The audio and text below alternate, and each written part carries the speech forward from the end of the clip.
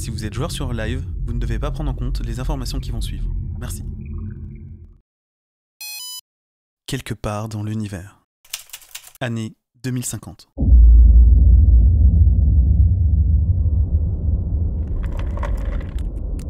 Bien. Monsieur Gâteau, cet entretien va être enregistré pour des raisons évidentes. Prenez votre temps et racontez-moi tout dans les moindres détails. Oui, d'accord, oui. Très bien. On va commencer par le jour 1. Je veux tous les détails. Votre moindre émotion, l'odeur qu'il y avait, je veux y être avec vous. Je vous écoute. Ok.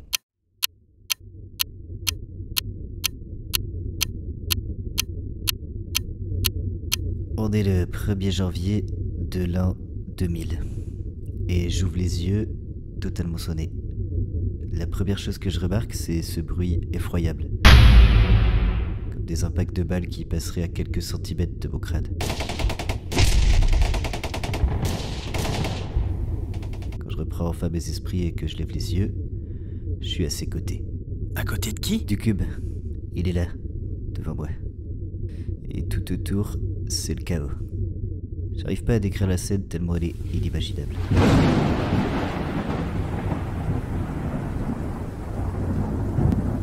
Des avions chutent du ciel, des trains, des voitures.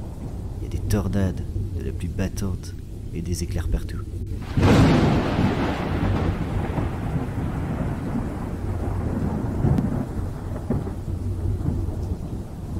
Et puis, je suis seul. Du moins, au premier abord. Seul dans une ville immense, au milieu des buildings. Une ville totalement vide. Une ville fantôme. Mais tout y est. Très bien. À quel moment vous le croisez? Un instant, s'il vous plaît. Ça arrive. Bien. Je suis donc au pied du cube, et mon premier réflexe, une fois que je suis revenu à moi, c'est de me cacher du chaos. Un instinct de survie, vous voyez.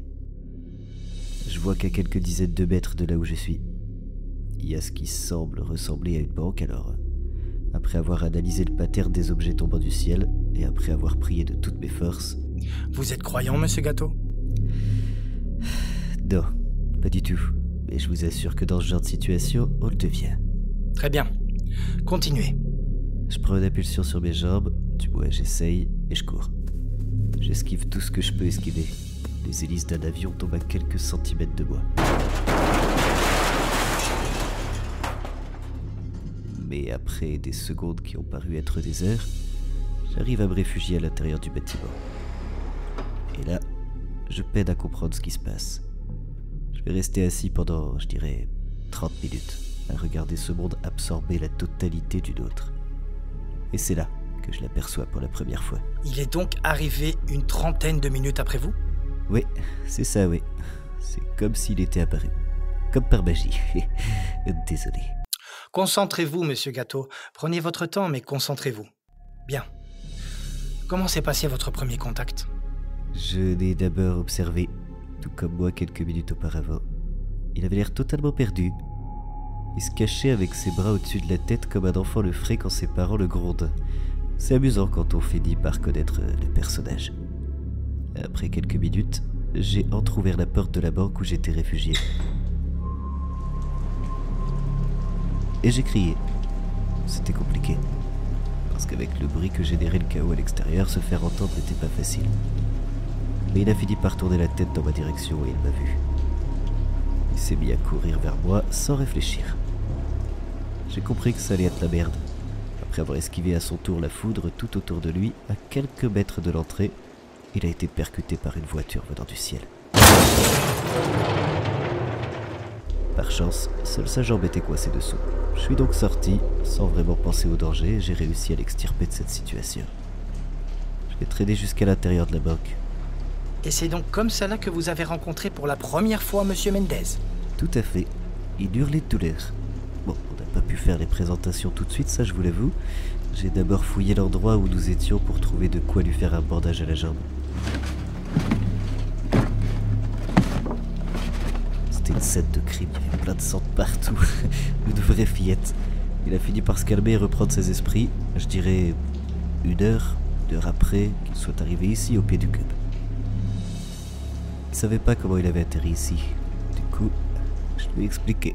Doucement, doucement. Gardons cette partie pour plus tard, monsieur Gâteau. Passons plutôt à la fin de votre première journée et l'arrivée des autres. Ok, très bien. C'est vous le chef de toute façon, c'est plus moi. Quand Marcos Mendes est revenu à lui, et après lui avoir expliqué ce que vous savez, on a commencé à réfléchir à comment survivre, et puis surtout à chercher où elle était. Quand vous dites « elle », vous parlez bien entendu de la mallette. Oui, tout à fait, oui. Alors on a commencé par récupérer devant la porte des morceaux de tôle froissée, des restes de ce qui nous tombait sur la gueule, afin de se faire une sorte de couvre-chef. Un chapeau anti-chaos. On a fini par sortir, et on a cherché pendant, je dirais, 2 bonnes heures autour de la place où se trouvait le cube. J'ai fini par la retrouver. Par chance, son contenu était intact. Et comment avez-vous su où l'emmener? J'avais étudié l'endroit et je savais que cette salle se trouvait au 42e étage de la plus haute tour de la ville. Alors on s'est mis en route, monsieur Mendes et moi-même, pour retrouver cet endroit. C'est qu'en fin de la première journée que nous sommes arrivés au pied de cette dernière. On a pu le placer et là, paf, comme par magie, Underworld était redevenu totalement paisible. Vide comme le matin même, mais paisible. Immense, mais paisible. Grandiose, mais vidé du chaos précédent. Comme par magie. À suivre. Écrit et scénarisé par Lux. Avec la voix de Lux Noxo Sari. Toi aussi, découvre live sur www.alive-rp.fr.